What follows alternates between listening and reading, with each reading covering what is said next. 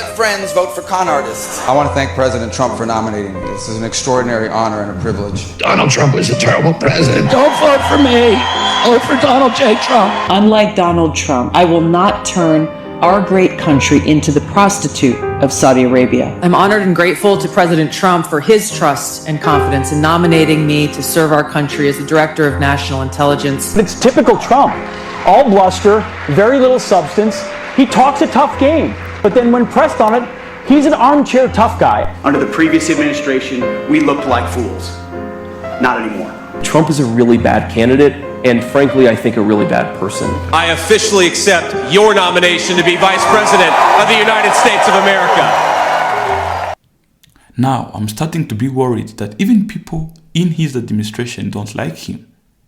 Have you heard what they said? The people in his administration, they are all hypocrites. And remember, that is a party of Christian conservatives. How can somebody who is a Christian be that hypocrite? They don't like him. They're just acting as if they like him because they are in his administration. But before they get into his administration, they were not his fans.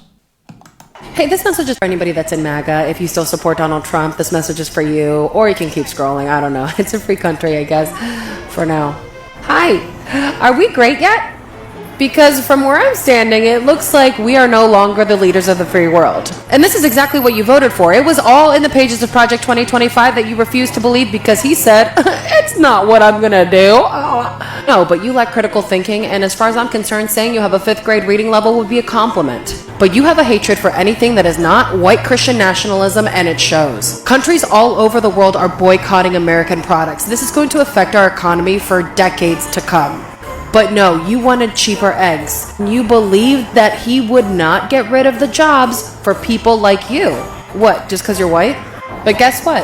All of us are going to have to be impacted by the choices that were made by you. So sincerely, I would love for somebody to tell me, with facts, are we great yet? This is going to be a bit of a tirade, right? So just bear with me. So there's a guy. I'm not going to tag him, but I just saw his video. 2 of his videos, actually. I'm not going to tag him, but anyway, if you've seen it, you'll know who I'm talking about. He owns a small tire company. He imports alloy tires. So he's getting on here asking for help because his business is suffering because of the tariffs.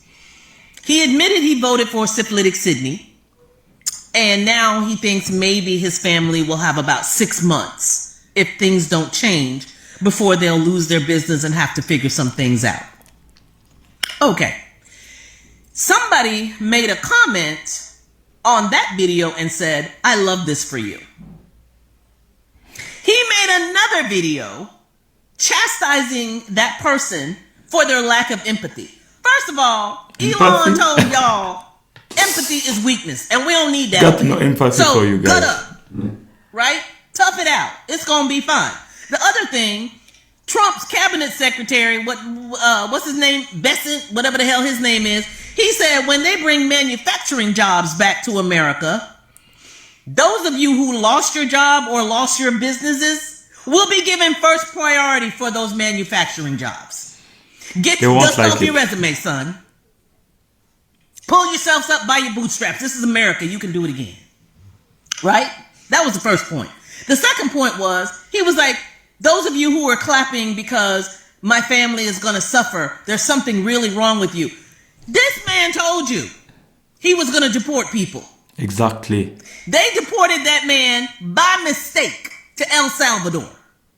The judge told them yesterday, bring him back. And you know what eyeliner cocksucker said? He said, well, he's old. He's not exactly Father of the Year. So now that man is still in an El Salvadorian prison. He ain't do nothing to nobody. He wasn't no criminal. He literally was getting asylum because he was running for his life. Yes. And they told the administration not to send him to El Salvador because he will be persecuted. And what did they do?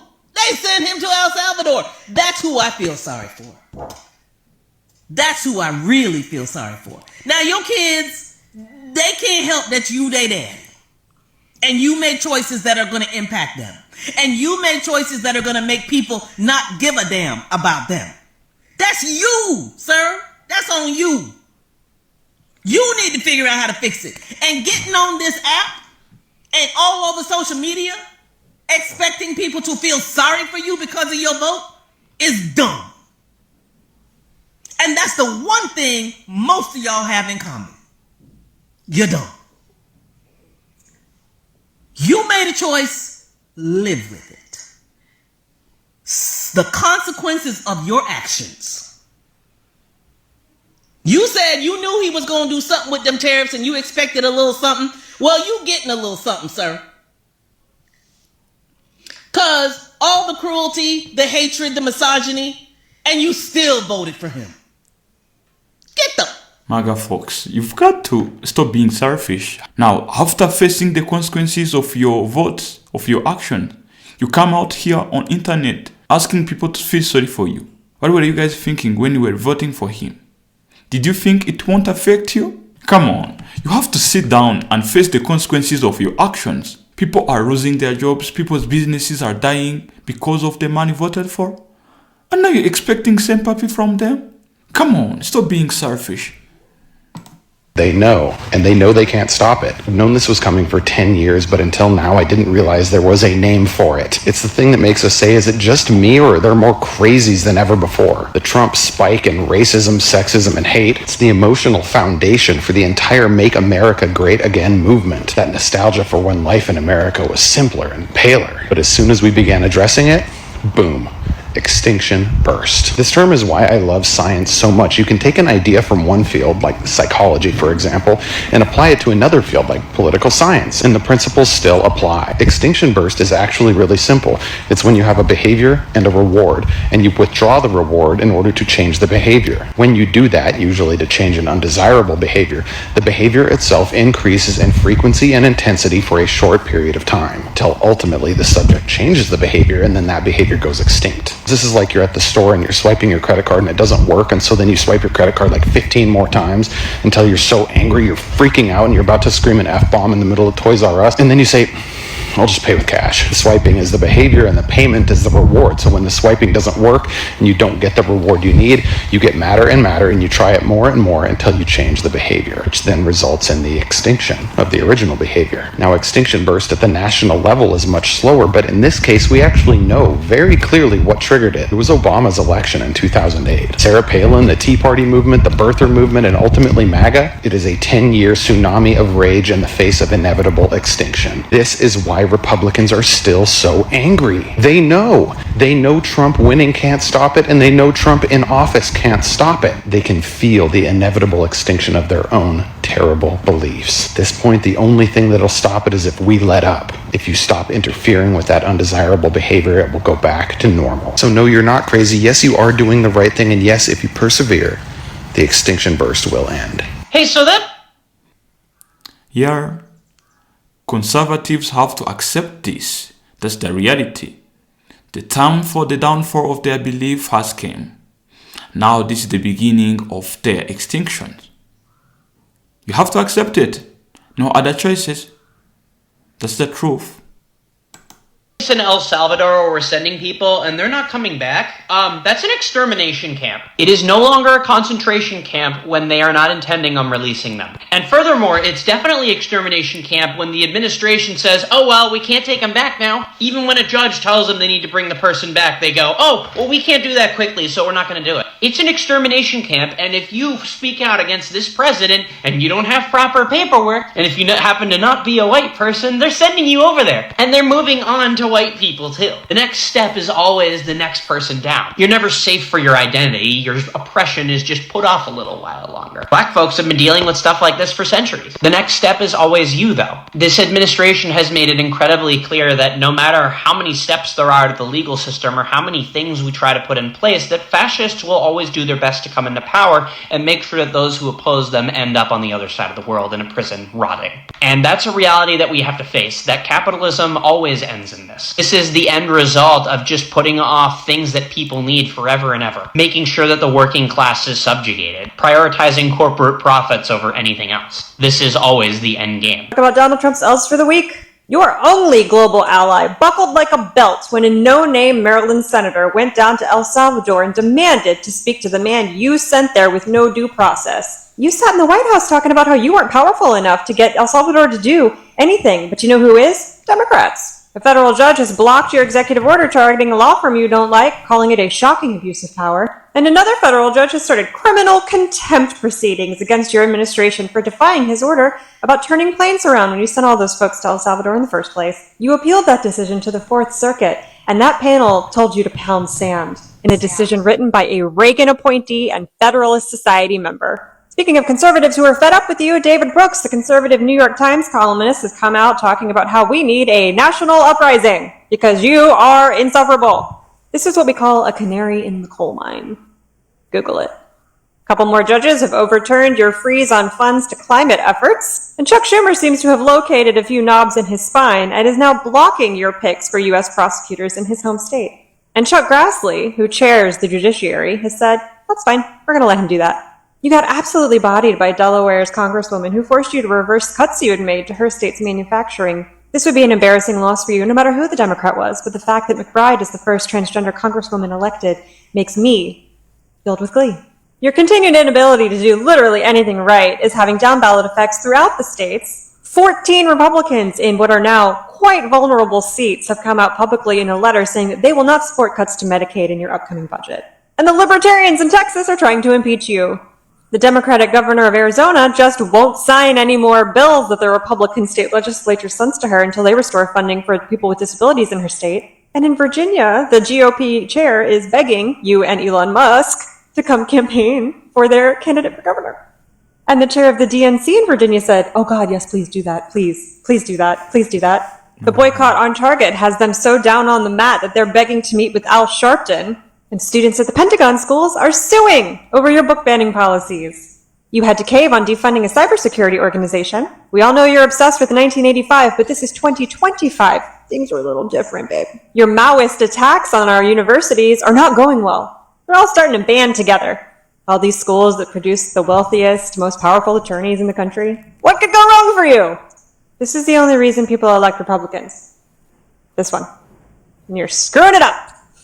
Oh, and it turns out your tariffs have disrupted your buddy's production in the U.S. Who could have foreseen it? Maybe you're just mad at him for secretly trying to meet with China behind your back, which you had to stop from happening. It's okay, babe. I'm sure you'll find somebody in your house who likes you. Oh, no. Another Trump cultist just got screwed over by his orange God king. I just came across a tweet posted by a Trump cultist, and he is just whining and freaking out and panicked because he and his wife just found out that Donald Trump screwed them over. Let me read what he wrote. All caps. Attention. Please help. President Trump and Ted Cruz. My wife is a nurse and was recently hired by the VA. Our home is packed up. We have a new home. We spent thousands to move our family from Fort Worth to Waco. Following Trump's hiring freeze executive order, the VA rescinded her job offer. My wife is in tears and inconsolable, and my family is devastated. It has been my wife's dream to work with needy disabled veterans. I'm a disabled vet. Now our home is lost with no clear path of what to do. Her job was to start in 2 weeks. We are all huge Trump supporters, and I know this was an unintended consequence. I'm sure veterans medical care professionals were not the target of this executive order. Please help get this message to the White House so that President Trump can fix this error. Veterans need not be affected because of out-of-control government spending elsewhere. Please help retweet this so Donald Trump is made aware. We need your help. Aww, that's so sad. It's so funny, guys. So because his family is being affected, it has suddenly become an error. But if it was somebody who was being affected, he wouldn't be saying this. I like it when MAGA folks are finding out. MAGA folks, you have already seen that you effed around. You have to do two things. One, accept your mistakes, ask people to forgive you, and then leave MAGA, join Democrats. That's one option. Or else, keep supporting your man, but never ever accuse anybody of the outcome you will get from supporting him. Because as you're seeing, there's nothing good from his side, except only regrets and tears. As we've been seeing, many MAGA folks are breaking down in tears, regretting of their votes, and more is about to come. Now, remember, we're still in the first year of his mandate, still having more than 3 years of him being in the office. Now, except what is going to come in the next 3 years. This is the sad reality to many MAGA folks. Because they are the die-hard fans of Trump, they have refused to accept the truth. Even if they're being affected by his policies, they have decided to close their eyes and act as if there's nothing happening. But you're seeing the truth. You're seeing how Trump is affecting your lives. No, there's no way of keeping supporting the man who is against your interest. You better accept it that you have effed around and turn your back. Leave MAGA. Join Democrats. At least, maybe next time, if he's not a dictator, because we don't even know whether he will at least step down, so that next time you can vote for somebody else. It happens. Sometimes in life it happens, people make mistakes. But it's always bad when they make those mistakes and then refuse to accept it. So the best decision here is to accept that you have effed around and then move on. Because this will at least help you to hear. And stop asking people to sympathize with you. Because everybody is suffering under his administration. You cannot ask somebody who you voted against his interest to sympathize with you. He can't feel sorry for you. What you have to say at least is to ask them to forgive you. That's the best thing you can do now. And that was it for today, Mr. TA signing off. Ciao.